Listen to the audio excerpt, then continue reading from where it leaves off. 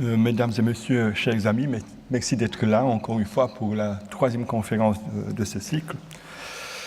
Dans l'art chrétien, je l'ai montré déjà à l'occasion de la première conférence, dans l'art chrétien, le juif prend son identité au moment où il déclare sa résistance face au message christique. Et j'ai eu l'occasion, il y a maintenant 3 semaines déjà, ou 2 semaines, 3 semaines, d'approfondir ce thème en analysant le tableau de Dürer représentant Jésus parmi les docteurs.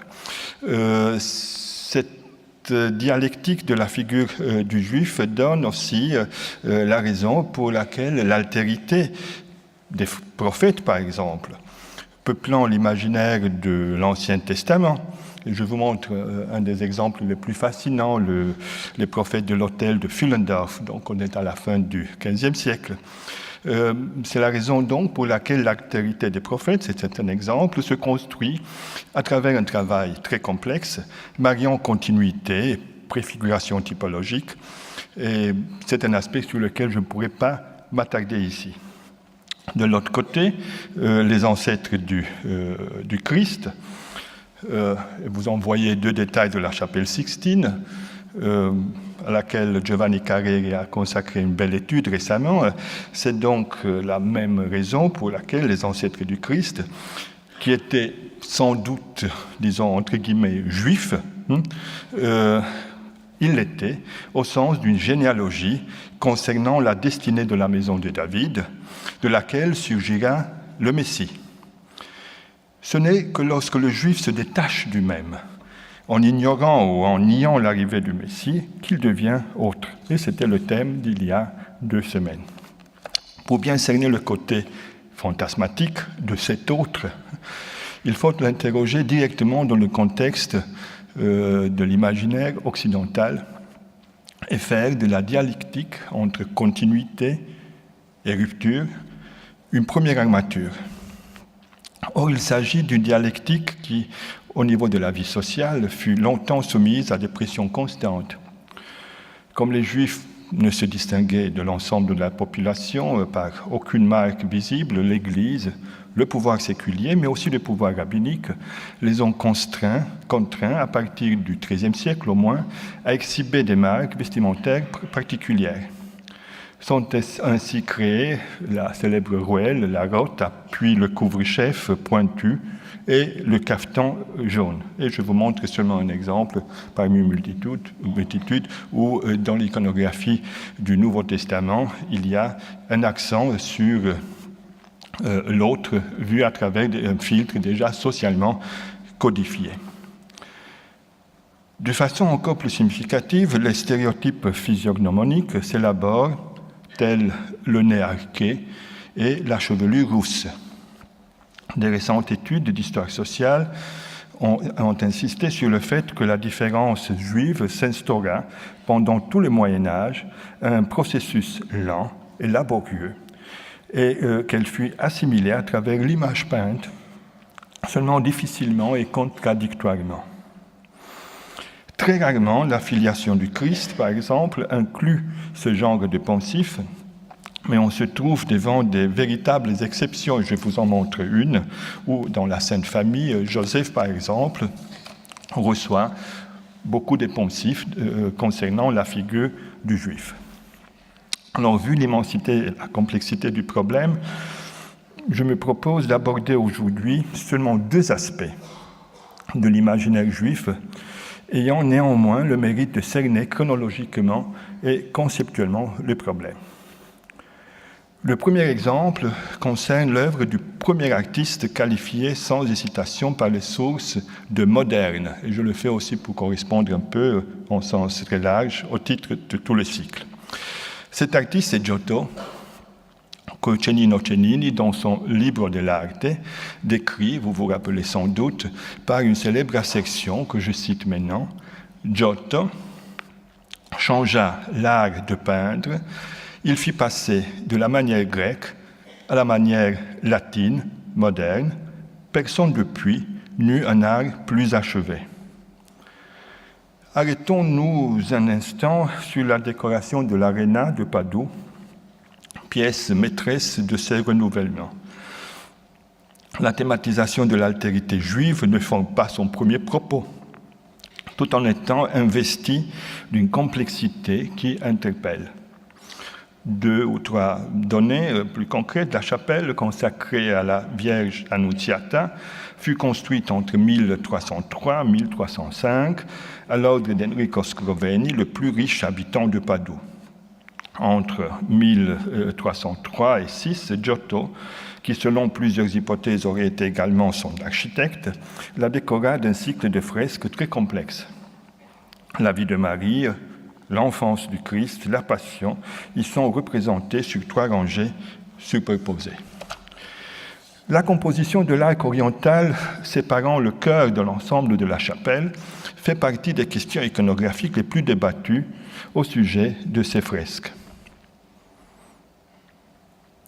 Dans la partie supérieure est visible le premier acte de la mission céleste qui conduira à l'incarnation du Verbe dans le sein de la Vierge.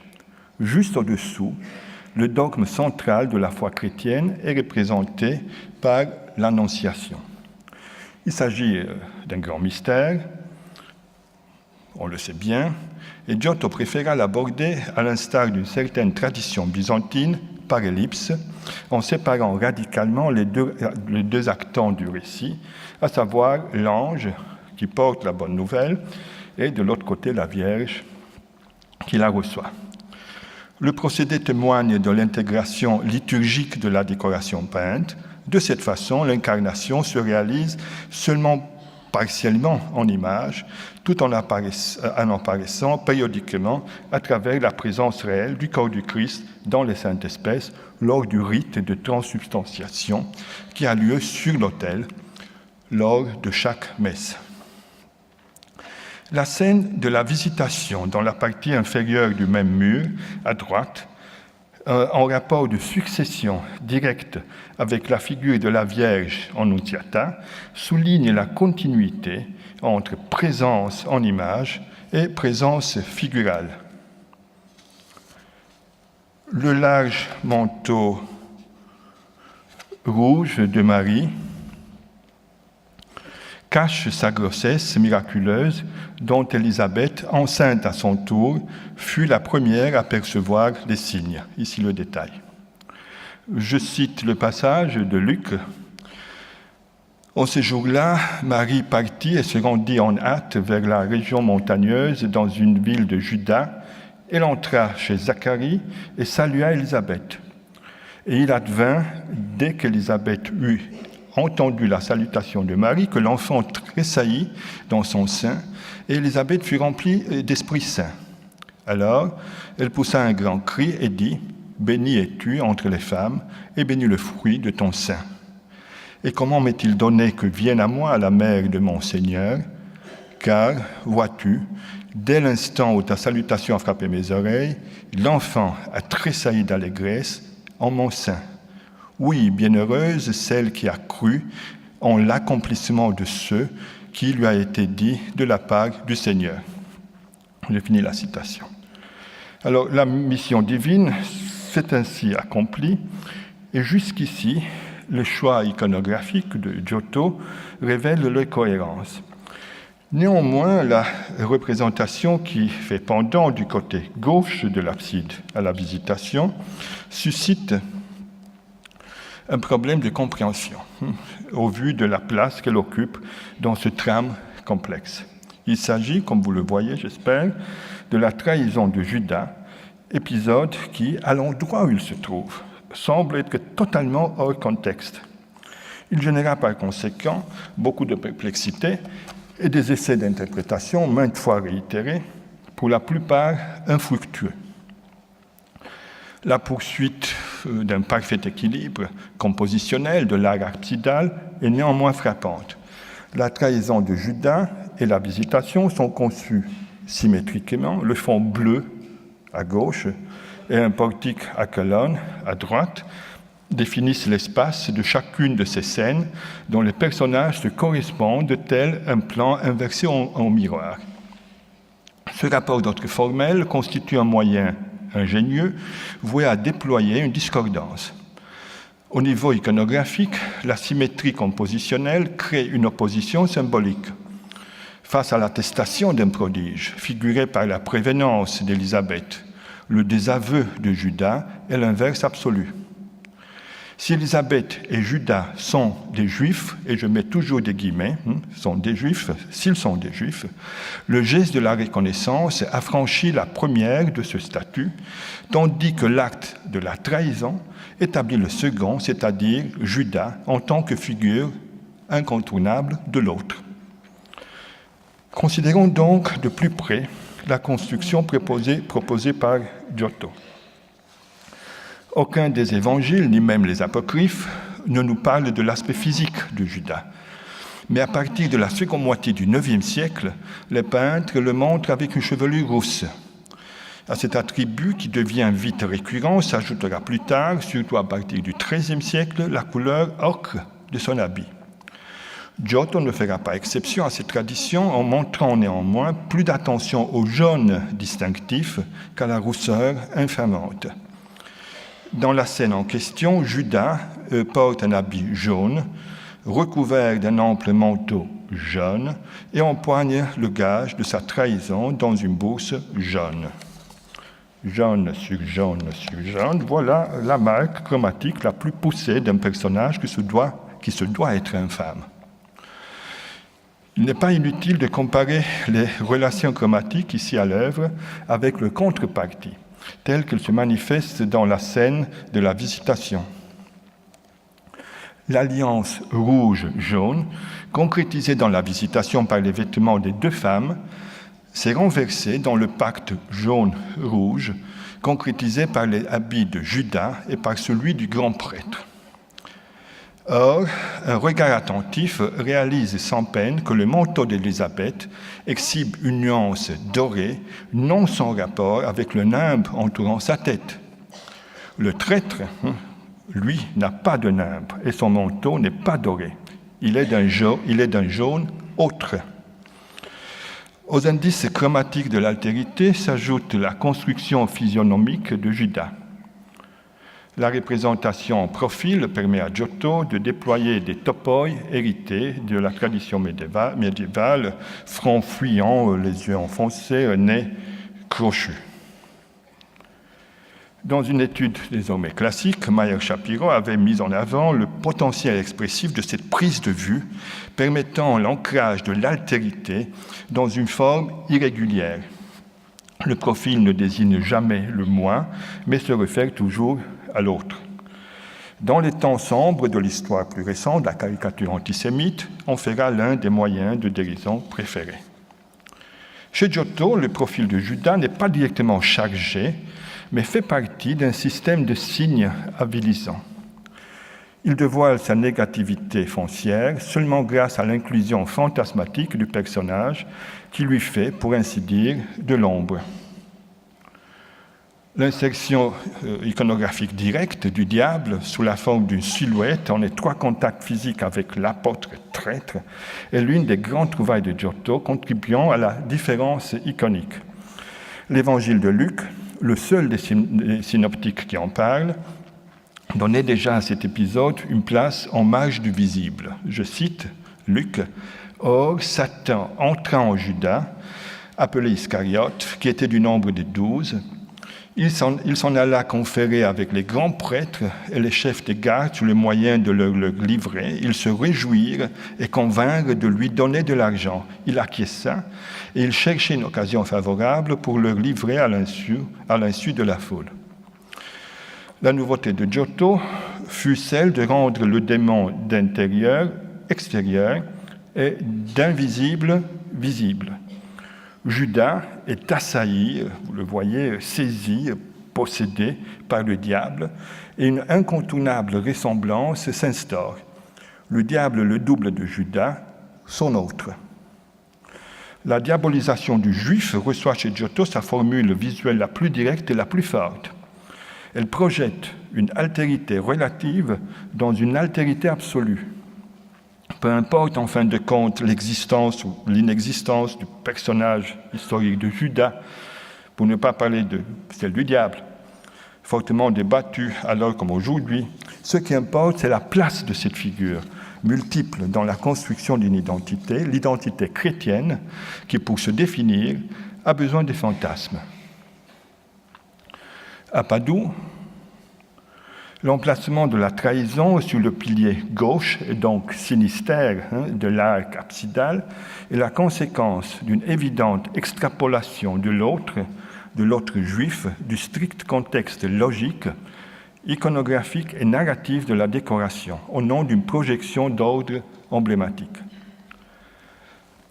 Il y a plusieurs Judas sur les murs de la chapelle Scrovegni, et ils sont tous différents.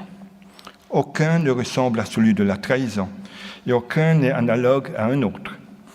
Le seul élément commun réside dans le fait que cette figure multiple et variable se construit chaque fois par dissemblance. Ainsi, dans la dernière scène, son intégration dans le groupe des apôtres est tellement forte qu'au premier abord, on rencontre des sérieuses difficultés à l'isoler.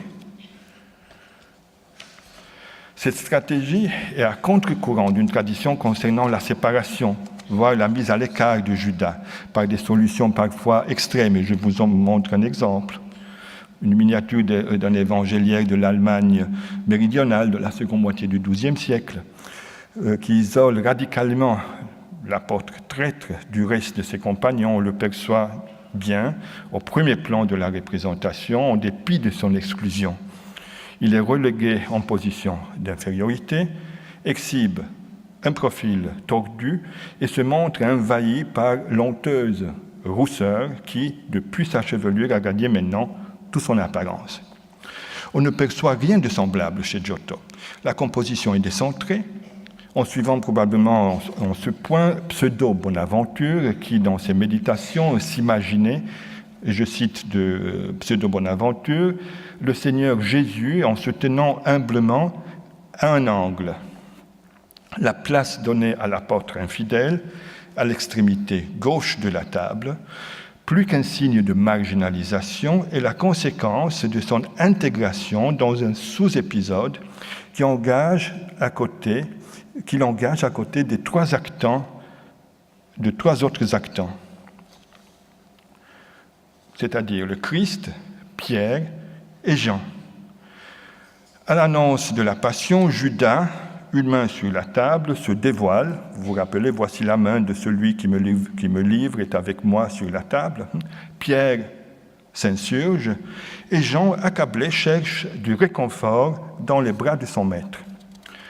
Il serait inutile de chercher dans les traits de Judas une ressemblance même vague avec le personnage de la trahison. Car dans la dernière scène, Giotto construit le personnage sur des paramètres bien différents. Sans son geste révélateur et sans le jaune caractéristique de son manteau, il serait difficile à identifier. Son profil fuyant est presque indiscernable et se place en contre-pied de celui de Jean. Dans la dernière scène, Judas constitue l'antithèse absolue de l'apôtre bien-aimé, donc de Jean, et il est son renversement, son sombre miroir. La troisième scène, dans laquelle apparaît Judas, contient à son tour des oppositions, mais leur économie est bien différente. L'arrestation du Christ est l'une des fresques les plus célèbres de toute la chapelle, en contribuant par là, de façon décisive, à la construction d'une symbolique altérité judaïque. Depuis, elle occupe le milieu du registre inférieur et sa place est extrêmement importante au sein du cycle, en étant soulignée, entre autres, par le fait que les lignes de fuite de toutes les scènes du côté sud et les moulures décoratives qui séparent les scènes convergent vers cette zone du mur. Le récit évangélique qu'on le trouve chez Marc, probable point de départ de la transposition picturale de Giotto, donnait déjà à Judas une place centrale. Citation, survient Judas, l'un des 12, avec lui une bande armée de glaives et de bâtons venant de la part des grands prêtres, des scribes et des anciens. Or, le traître leur avait donné ce signe convenu, celui à qui je donnerai un baiser, c'est lui. Arrêtez-le et emmenez-le sous bonne garde. Et aussitôt arrivé, il s'approcha de lui en disant « Rabbi » et lui donna un baiser. Les autres mirent la main sur lui et l'arrêtèrent. À Padoue, le Christ et Judas sont placés au cœur de la composition, d'une composition très mouvementée. Dans son accolade, le traître enveloppe le Christ dans son grand manteau jaune. Il s'isole dans une confrontation qui les sépare presque complètement de tout ce qui se passe autour d'eux. Le couple, on pourrait dire, fait saillie. À la différence des autres scènes similaires antérieures à l'aréna, et je montre un détail de l'arrestation qui se trouve à Assisi, avec laquelle Giotto avait des liens très concrets, et puis le presque contemporain de Giotto, Duccio, dans La Maesta. Mais à différence de ces scènes, Giotto ne représente pas exactement le baiser. De plus, le rapport entre les deux personnages ne se traduit pas dans la relation classique que vous voyez dans les exemples apportés ici pour la confrontation entre la frontalité majestueuse du Christ et le profil accidenté du Maître. S'opposant à toutes les habitudes iconographiques antérieures, Giotto place à sa manière la tête du Sauveur, de sorte que les regards se confrontent. Le heurt se manifeste par un dramatique face-à-face qui est perçu par le spectateur dans l'affrontement de deux visages. Celui du Christ semble sortir du moule d'une médaille ancienne, tandis que celui de Judas crispé extériorise son obscur mouvement d'âme. Les traits de Judas ne s'éloignent pas beaucoup de ce que le spectateur connaissait déjà grâce au visage qu'il aurait pu contempler dans la trahison. Cependant, leur connotation stéréotypée n'est pas essentielle, car maintenant le diable d'extérieur redevient intérieur. Le visage et le regard du traître, quant à eux, ne se définissent plus par le biais d'une similitude diabolique. Ils s'opposent en effet au profil et au regard du Christ. Il y a donc plusieurs Judas dans le premier cycle pictural de l'époque, disons, moderne. L'un d'entre eux ressemble au diable, un second est l'inverse de l'apôtre bien-aimé Jean, un troisième est la dissemblance absolue par rapport au Christ. Il est à la fois constamment différent, jamais le même. Il est toujours un autre, il est toujours l'autre. Arrivé à ce point, je prends la liberté, comme je l'avais d'ailleurs averti il y a quelques minutes, d'effectuer un grand saut chronologique et conceptuel pour aborder d'une façon analytique l'œuvre d'un des peintres ayant le plus contribué à la formation de l'imaginaire juif à l'aube des temps modernes. Il s'agit de Rembrandt. La prédilection, l'attention que Rembrandt a vouée à l'iconographie de l'Ancien Testament est bien connue. Elle se explique aussi par un contexte culturel et historique aux Pays-Bas. Je montre seulement deux exemples. Jacob bénissant le fils de Joseph, qui se trouve à Kassel, et la presque mythique dite mariée juive, une des œuvres tardives du Maître. Le contexte hollandais du XVIIe siècle est tout à fait spécial et plusieurs études et expositions l'ont récemment souligné. Quelques données historiques. Arrivés aux Pays-Bas au XVIe siècle, les conversos d'origine portugaise fondent à Amsterdam, dès le début du siècle suivant, la première congrégation sépharde. À partir de 1671, une grande synagogue askénaze sera le lieu des réunions des Juifs de l'Europe centrale, qui avaient commencé à confluer entre-temps vers la Hollande, suite aux pogroms polonais et russes. La réputation de bienveillance de la ville est énorme, menant bientôt à la formation du mythe d'Amsterdam comme Nouvelle Jérusalem, mythe à laquelle une belle exposition a été consacrée il y a quelques années ici à Paris. En 1656, Dans son ouvrage intitulé « Justice pour les Juifs », le rabbin Menassé ben Israël, dont les liens d'amitié avec Rembrandt sont bien connus, Rembrandt lui a fait probablement le portrait, Menassé ben Israël donc fait l'éloge de la tolérance hollandaise dans l'intention de dissiper les ombres qui auraient pu subsister encore autour des relations entre juifs et chrétiens. Il traite d'inventions puériles et de calomnies toutes les histoires de vols d'enfants chrétiens, des profanations d'hosties ou des risées devant le crucifix. Je témoigne devant Dieu, dit-il à un certain moment, que je vois tous les jours, à Amsterdam, où je réside, abondance de bonnes relations, de nombreux échanges d'affection fraternelle et de diverses manifestations d'amour réciproque. Enfin, le rabbin ne manque pas de mentionner un élément essentiel dans la relation à autrui, c'est-à-dire le regard. Même bien intégré, le juif reste, comprend-on, autre, étant par conséquent objet d'examen incessant de la part du même. Une autre citation du même écrit: « Il est de notoriété publique que les synagogues sont généralement pleines de chrétiens, lesquels suivent et étudient fort attentivement tous les faits et les gestes des fidèles. » Alors, supposons un instant que l'œil qui scrute la vie de ses concitoyens soit celui de Rembrandt. La gravure, connue aujourd'hui sous le titre « Juifs dans la synagogue » ou « La synagogue avec des Juifs », et la description qu'en fait Gersaint dans son inestimable catalogue raisonné de 1751 pourrait nous servir de guide. Gersaint donc, citation: « On voit sur le devant de la gauche deux vieillards juifs qui sont les deux principales et plus grandes figures. Au-dessus, on lit sur une pierre Rembrandt F. Fekit, donc 1648, qui est gravé d'une manière imperceptible.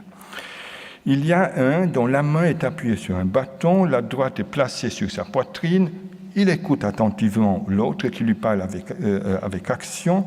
On aperçoit dans le fond une portion de temple en perspective qui paraît être une synagogue où plusieurs entrent, sortent et d'autres sont assis. » Il est difficile, sinon impossible, de déceler, tant dans la gravure que dans sa description inaugurale, des intentions rhétoriques. Le regard de Rembrandt est de rapprocher, attentif, analytique, mais discret, voire réservé. Son intérêt pour des types, attitudes et costumes, tout en étant évident, est mesuré au point d'être supplanté par l'attention vouée aux effets formels par lesquels opère cette eau-forte. Rembrandt nous permet l'accès à un monde clos en nous conduisant à travers un fin réseau de lignes alternées de vide depuis le jour qui bagne le premier plan jusqu'à l'ombre profonde du dernier. On aura de la peine à reconstituer sur la base de cette seule et unique gravure l'attitude de l'artiste vis-à-vis de ses voisins juifs. Et fait encore plus significatif, cette difficulté s'étend à toute son œuvre. Le fait que le peintre habitait un quartier proche de la synagogue est certain, comme l'est aussi son étroite collaboration avec le rabbin Menassé ben Israël, ou le fait que certains de ses commanditaires appartenaient à la communauté sépharde. La profusion dans son œuvre de la thématique vétérotestamentaire et judaïque est frappante, tout en concernant l'ensemble du climat culturel et religieux dominant à l'époque dans la Hollande calviniste. Les fréquents portraits représentant, selon toute probabilité, des jeunes ou vieux juifs, je vous montre deux, Menassé ben Israël d'un côté et le docteur Ephraim Bueno à gauche, ainsi que la célèbre et largement débattue étrange note de l'inventaire de ses biens mentionnant une tête de Christ d'après nature. C'est quoi ça?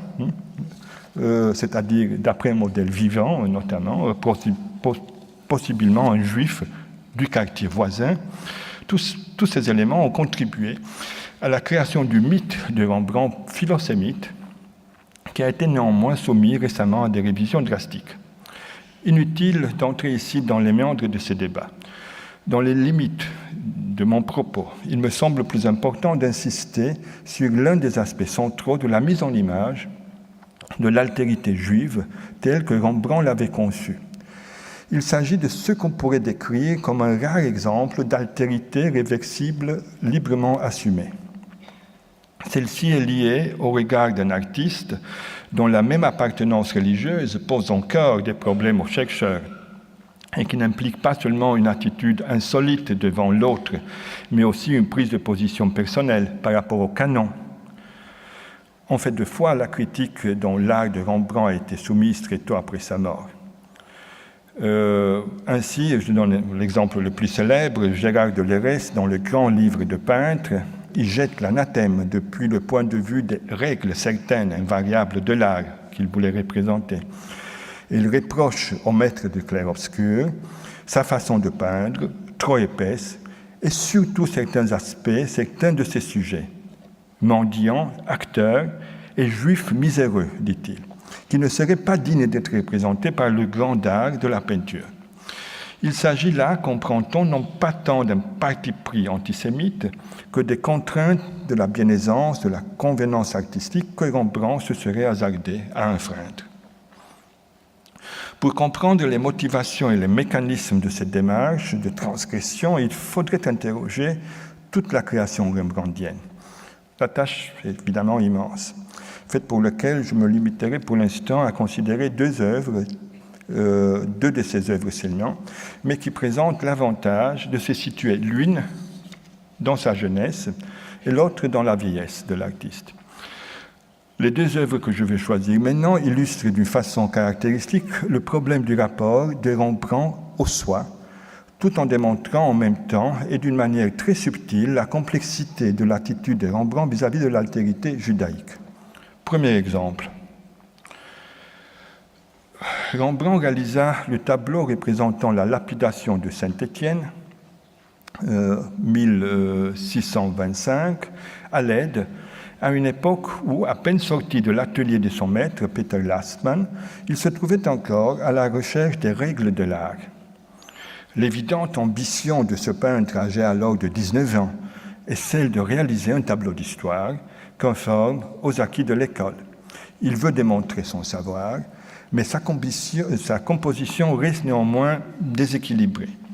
Le côté gauche est dominé par la présence de personnages vus de dos en contre-jour. Ce genre de personnages sont en général à considérer en tant qu'ambassadeurs du spectateur dans l'espace du tableau. Rembrandt propose d'emblée un clivage. L'un des personnages, celui à cheval, est la figuration d'un pouvoir se manifestant seulement par l'attitude et le regard, tandis que l'autre, j'espère qu'on peut le voir en dépit de ce contre-jour compositionnel, tandis que l'autre, celui ayant un poignet, une pierre, qui s'apprête à frapper, est une figure d'agencement et par là actant direct dans la scène de martyre. Le côté droit de la composition, en pleine lumière, s'organise autour de la figure agenouillée d'Étienne. La scène est mouvementée, voire tourbillonnante. Elle suit un double parcours, l'un centripète, ayant comme pivot le corps sacrificiel du protomartyr, et l'autre montant, redoublant le regard révulsé, dirigé vers les hauteurs, dominées par les édifices d'une Jérusalem fantasme, et enfin vers le ciel. Près de la ville sainte, sur la colline, encore des témoins passifs au martyr, dont l'un correspond à celui que la source écrite de ce tableau, qui est l'épisode des Actes des Apôtres 7, désigne comme un jeune homme appelé Saül, qui sera le futur Paul. On le voit très loin sur la colline.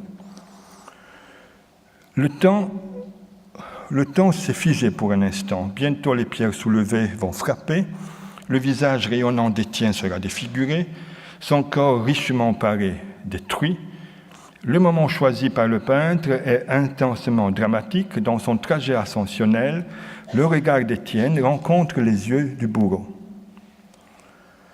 Il s'agit là d'une des grandes inventions de Rembrandt, la puissance de l'éclairage et la façon dont l'artiste met à nu ces deux personnages démontrent qu'on ne se trouve pas ici devant un élément dû au hasard ou devant un simple détail, mais qu'on a affaire à un véritable nœud de signification. Le fait ressort avec plus de force encore lorsqu'on reconnaît dans ces deux visages celui de la victime et celui du bourreau, deux postures différentes du même modèle. L'une sereine, l'autre sombre, l'une acharnée, l'autre paisiblement abandonnée. Il s'accentue encore un moment où, à une considération des autoportraits de jeunesse, l'on comprend que ce modèle unique, maintenant disjoint, porte les traits de l'artiste lui-même. On est confronté donc à une surenchère de la situation du miroir qui fait dialoguer victime et bourreau et qui formule d'une façon radicale et dramatique le rapport du même à l'autre et celui de l'autre au même. Les commentateurs ont depuis longtemps remarqué que les deux visages, que d'autres visages encore, qui se montrent à demi cachés dans le repli de cette composition, sont redevables aux expériences d'auto-analyse physiognomonique et pathognomonique ayant engendré une bien connue série d'autoportraits de Rembrandt grimaçant, mais aussi aux techniques d'autoprojection octoriale dans les tableaux narratifs dont Rembrandt excella. Quelque chose de cette complexe stratégie se dévoile lorsqu'on considère les pratiques des ateliers néerlandais de l'époque, telles que nous sont transmises par un texte célèbre dû à l'un des élèves importants de Rembrandt. Dans son introduction à la Haute École de l'art de la peinture de 1678, Samuel van Hoogstraten disert longuement sur les sentiments et passions de l'âme et sur la façon de les représenter dans une histoire, donc dans un tableau narratif. Et je donne cette citation très connue du manuel de Hoogstraten. Il faut faire voir les vraies et justes passions des âmes qui sont les causes de l'histoire, et cela en chaque personnage et en fonction de l'importance que chacun a dans le sujet. Il faut donner au corps les mouvements propres en fonction de leurs attitudes. Il faut qu'il se montre d'une manière propre à l'art. Il convient d'abord de parler des passions, affections ou sentiments de l'âme. Apprenez dès maintenant, ô jeune peintre, à jouer des rôles. Ceci demande de l'habileté. Si l'on veut recevoir les honneurs de cette partie de l'art la plus noble, il faut se changer soi-même et totalement à un comédien de théâtre. Ces passions que vous avez l'intention d'exprimer ont tiré un semblable profit à les représenter devant un miroir, afin d'y être à la fois acteur et spectateur. Mais pour cela, il est nécessaire d'avoir un esprit de poète afin de bien se donner le rôle de chacun. Fin de la citation.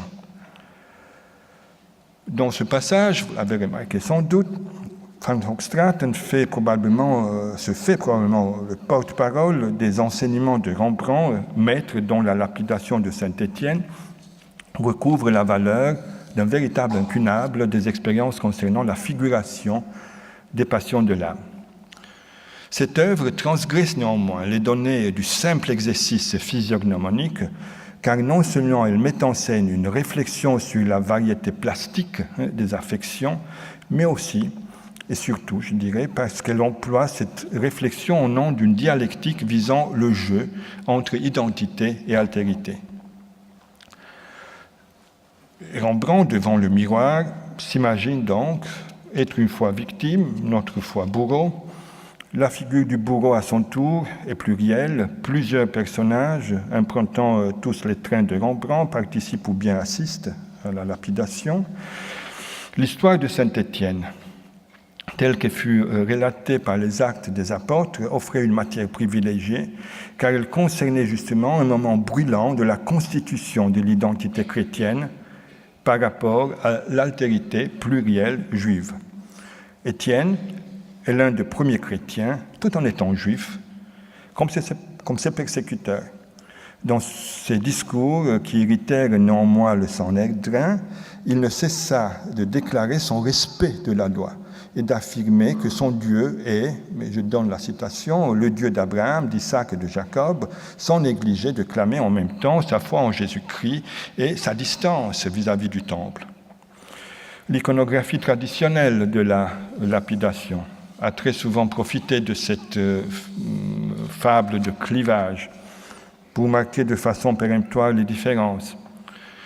Les autres font corps commun habituellement en isolant le promoteur et le protomartyr de la grâce Il y a des exemples où l'altérité multiple et pluricéphale se définit par anachronisme en répondant aux impératifs politiques d'une époque. Et j'ai eu l'occasion de commenter brièvement le tel héros de Carpaccio, où les Juifs sont des Turcs et où ces deux blocs sont séparés nettement par la composition.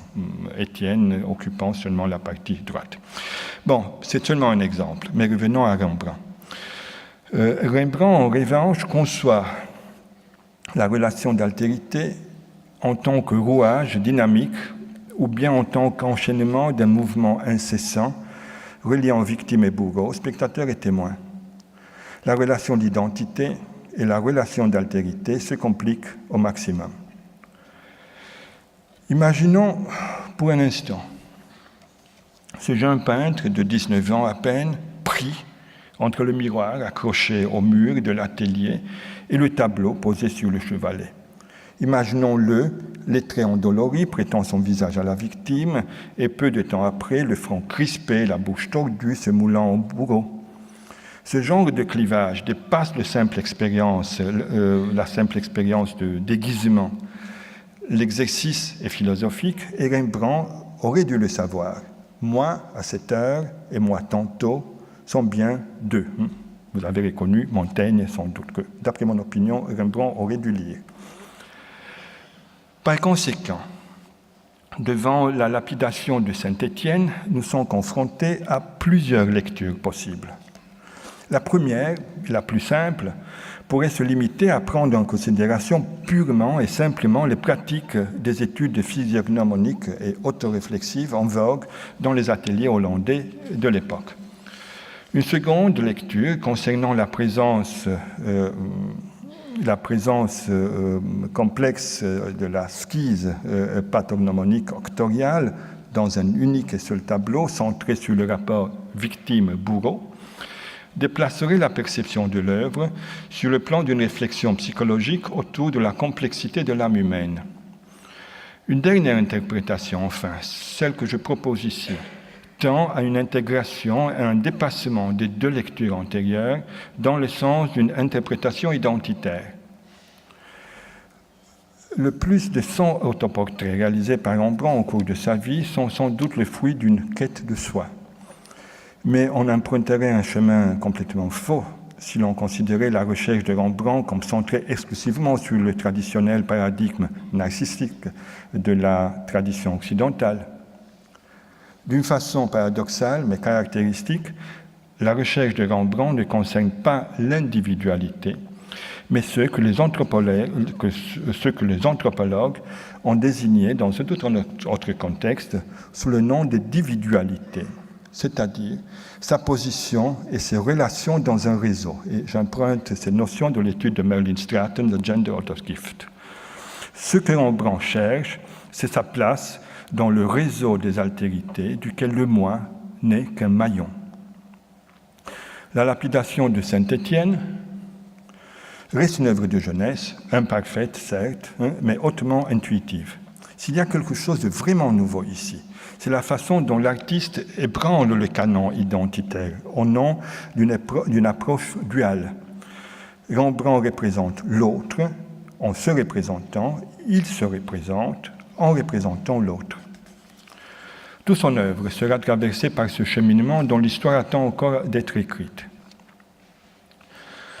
Dernière étape, un autoportrait encore.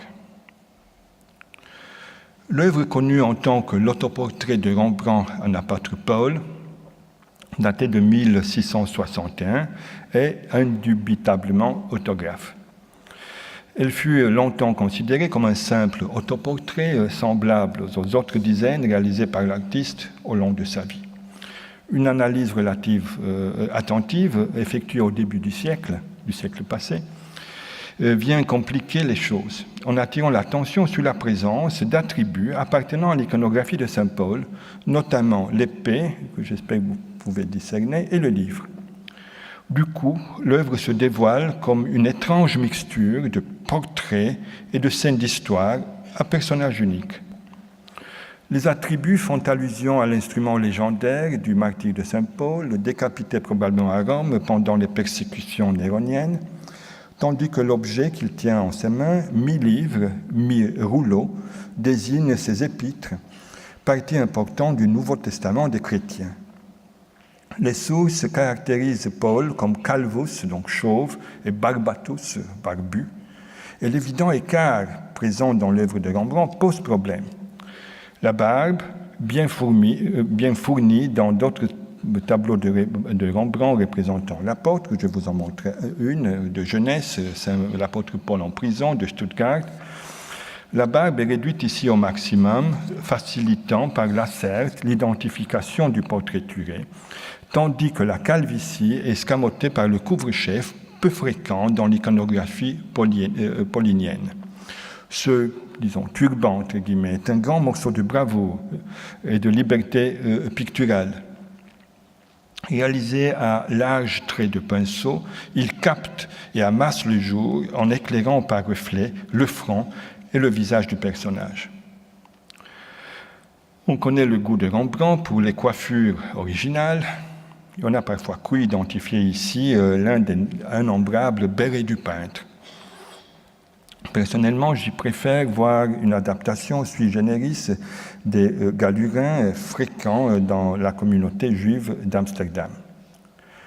Et dont d'ailleurs Rembrandt n'hésitait pas à munir le personnage de Saoul, Paul, minuscule mais significatif, présence cachée au dernier plan d'une de ses œuvres de jeunesse. Le front et la partie supérieure du visage, ainsi illuminés, deviennent le centre du tableau.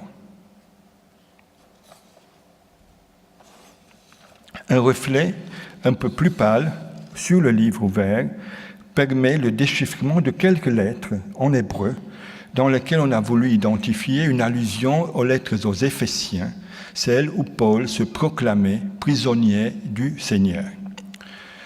Le front humain, comme surface à signes et comme livre ouvert, était l'un des motifs bien connus de l'ancien arsenal métaphorique des peintres.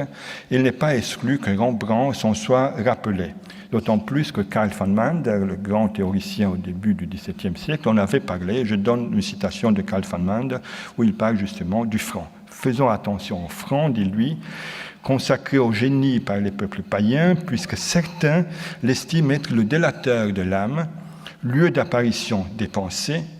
Oui, le livre du cœur qui permet de lire et de pénétrer dans l'esprit de l'homme, car les rides et les plis à cet endroit prouvent qu'est caché en nous un esprit triste, tourmenté et inquiet. Oui, le front ressemble bien au ciel et au temps qu'il fait. Parfois, beaucoup de nuages sombres y sont poussés par le vent lorsque le cœur est chargé d'un poids de désolation. Mais toutes les brumes épaisses sont chassées par un vent apaisant et les rayons de joie. Alors le ciel est balayé et devient beau, pur, azur, plaisir pour l'esprit, et la lumière du soleil triomphe comme un héros vainqueur de la bataille. Le front se déride quand l'oppression s'enfuit, et les yeux s'éclaircissent de gaieté, car le génie n'est pas doué de tromperie, la nature, dit-on, ne sait pas mentir.